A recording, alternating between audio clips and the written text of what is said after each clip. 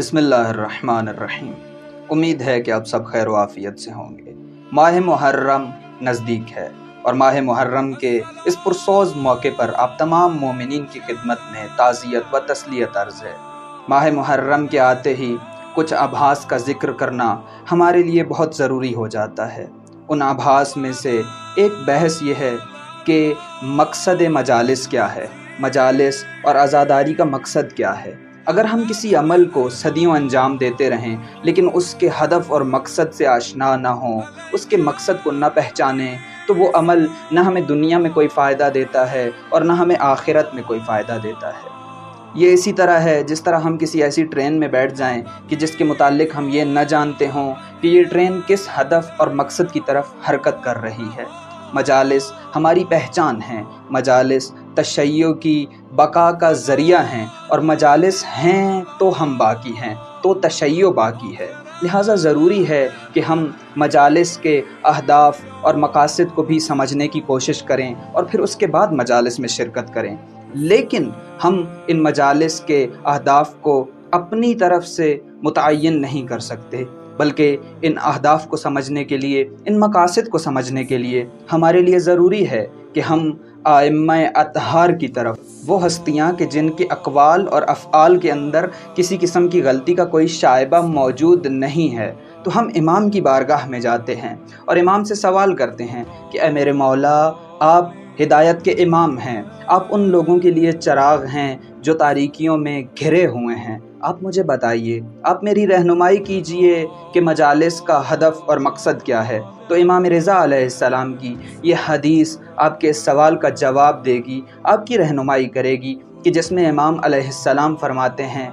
मन जलसा मजलिसन युहशा फीहे अमरुना,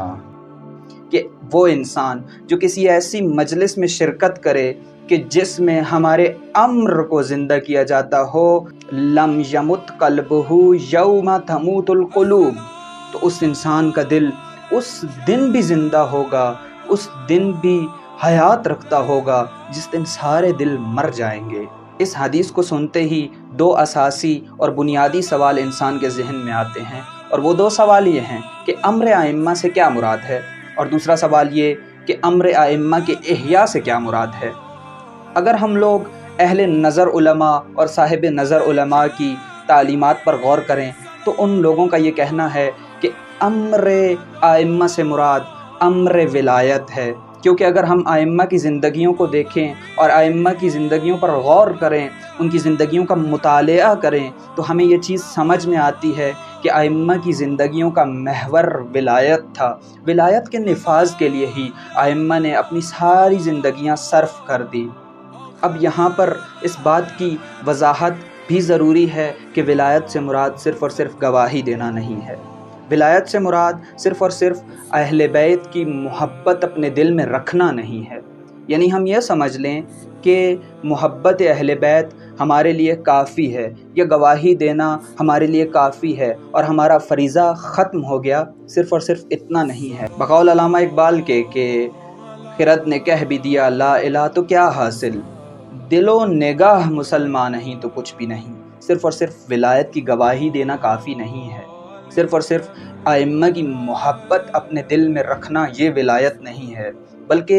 विलायत हमारे अफ़कार में, हमारे आमाल में झलकनी चाहिए। अब ये सवाल कि विलायत से मुराद क्या है। विलायत से मुराद एक ऐसा आफाकी निज़ाम है जिसकी बागडोर इमाम मासूम के हाथ में हो। अब आते हैं दूसरे सवाल की तरफ कि मजालिस में इह्याए अम्र विलायत से क्या मुराद है।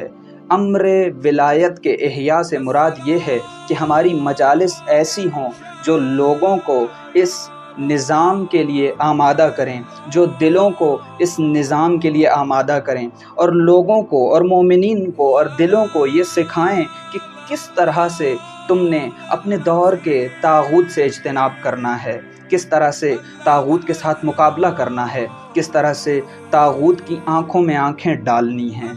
یہ مجالس کا مقصد ہے اور ہدف ہے، کیونکہ نظام ولایت کو چھوڑ کر، نظام ولایت سے دوری اختیار کر کے طاغوتی نظام کو قبول کرنے کا نتیجہ یہ نکلتا ہے کہ انسان کا دل مردہ ہو جاتا ہے، اور جب انسان کا دل مردہ ہو جاتا ہے تو وہ بجائے اس کے کہ امام حسین علیہ السلام کی ندا پر لبیک کہے، وہ یزید کے لشکر میں شمار ہو جاتا ہے، اور یزید کے لشکر میں شمار ہو کر امام حسین علیہ السلام کے مقابلے میں آ جاتا ہے۔ اور جب ہماری یہ مجالس اس مقصد اور اس ہدف کی طرف بڑھنا شروع کریں گی تو اس وقت کوئی دل مردہ نہیں ہوگا، اور کوئی دل یزید کے سامنے تسلیم نہیں ہوگا، کوئی دل یزید کو قبول نہیں کرے گا، بلکہ ہر دل یہ کہے گا ہیہات من الذلہ،